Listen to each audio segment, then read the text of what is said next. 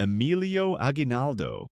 Emilio Aguinaldo was the first and youngest president of the Philippines, leading the country during the revolution against Spain and the subsequent war against the United States.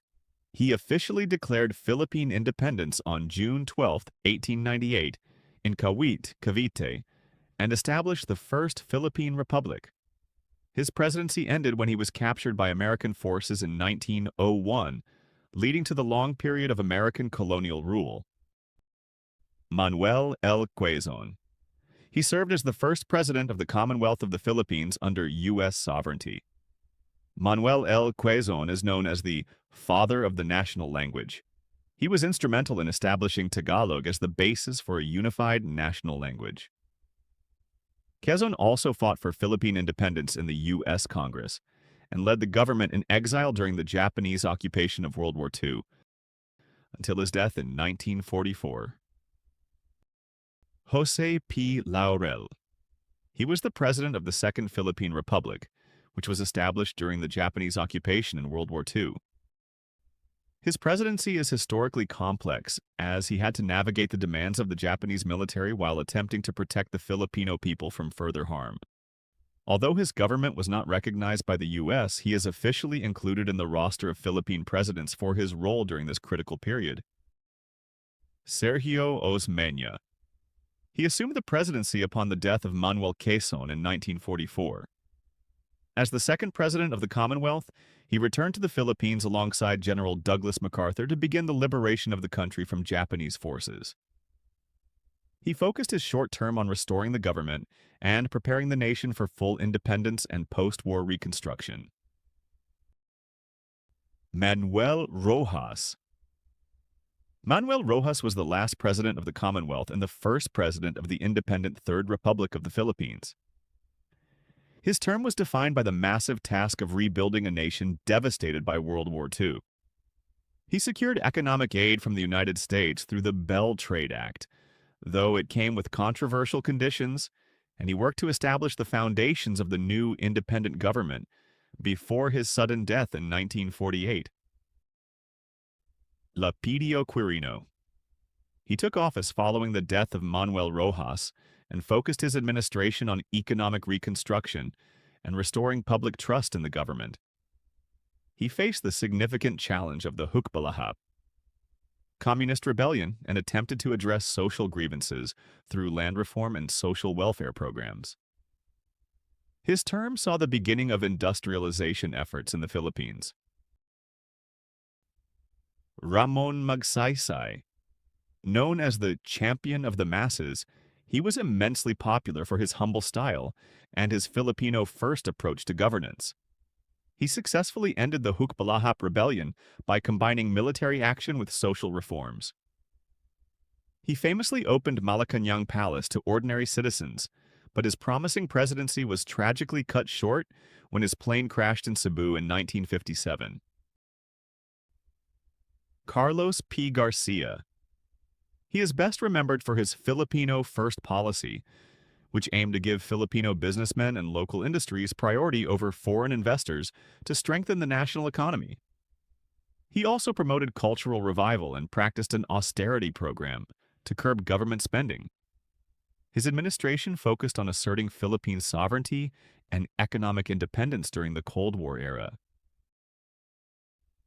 Diosdado Macapagal. He was known as the poor boy from Lubao and focused his presidency on land reform to help tenant farmers own the land they tilled.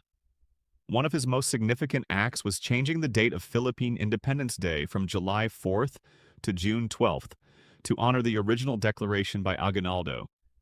He also spearheaded the formation of Mafilindo, a precursor to ASEAN. Ferdinand Marcos Sr. He served the longest term of any Philippine president, ruling for 21 years. His early years were marked by massive infrastructure projects and economic growth, but his later years were defined by the declaration of martial law in 1972, which led to widespread human rights abuses and corruption. He was eventually ousted in 1986 by the peaceful People Power Revolution. Corazon Aquino.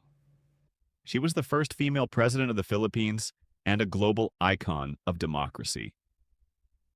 Taking office after the People Power Revolution, she oversaw the drafting of the 1987 Constitution, which restored democratic institutions and limited presidential terms. Her administration focused on dismantling the structures of the previous dictatorship and navigating multiple coup attempts to stabilize the new democracy. Fidel V. Ramos. A former general, he is credited with bringing political stability and economic progress to the Philippines in the 1990s. His Philippines 2000 program focused on deregulation, privatization, and attracting foreign investment, which led to a period of significant growth. He also successfully negotiated peace agreements with military rebels and secessionist groups in Mindanao. Joseph Estrada. A popular action movie star before entering politics, he ran on a pro-poor platform with the slogan, talking about voting him for the poor. However, his presidency was marred by allegations of massive corruption, leading to an unprecedented impeachment trial. He was eventually forced to step down in 2001, following the EDSA II People Power Revolution. Gloria Macapagal Arroyo. An economist and the daughter of former President Diosdado Macapagal, she served for 9 years after assuming office following Estrada's ouster. Her administration saw consistent economic growth and the implementation of tough fiscal reforms, but it was also plagued by controversies regarding election legitimacy and several unsuccessful coup attempts by disgruntled military officers. Benigno Aquino III. The son of Corazon Aquino, he ran on the platform of Straight Path, focusing on transparency and fighting government corruption. His term saw the Philippines become one of the fastest-growing economies in Asia, and a significant legal victory against China regarding territorial disputes in the West Philippine Sea. Rodrigo Duterte. Rodrigo Duterte was the first president from Mindanao. He gained international attention for his aggressive and controversial war on drugs. His administration also launched the Build, Build, Build program, a massive infrastructure drive aimed at modernizing the country's transport and logistics.